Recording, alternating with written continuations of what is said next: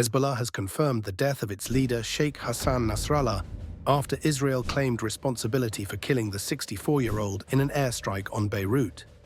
Nasrallah, the long-serving head of the militant Shia group, was one of the Middle East's most influential figures.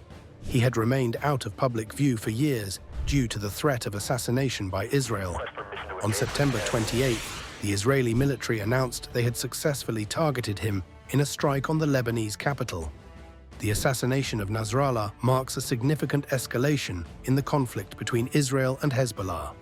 This move could edge the region closer to a broader and more destructive confrontation, potentially involving both Iran and the United States. What happens next depends on three key factors.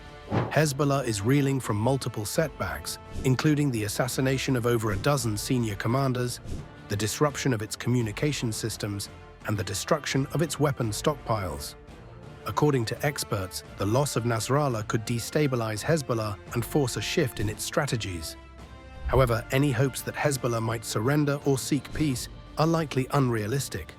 The group has already vowed to continue its fight, and its ranks include thousands of experienced fighters, many battle-hardened from the Syrian conflict.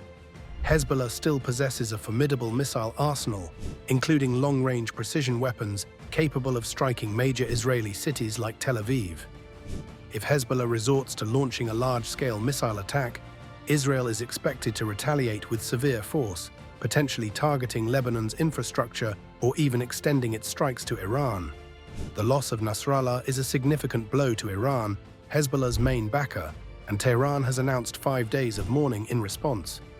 Iran has also taken emergency measures to safeguard its leadership, notably Ayatollah Ali Khamenei, fearing further Israeli strikes. Still recovering from the assassination of Hamas leader Ismail Haniyeh in Tehran earlier this year, Iran's regime is likely under intense pressure to respond.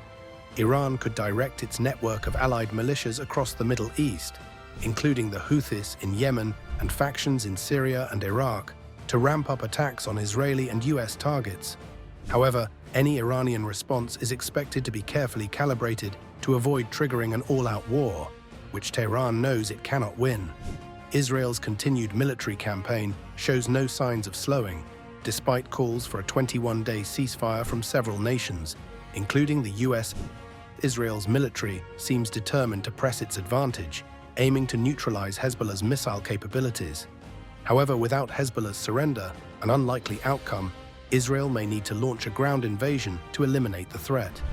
Israeli defense forces have been preparing for this possibility, conducting training exercises near the Lebanese border.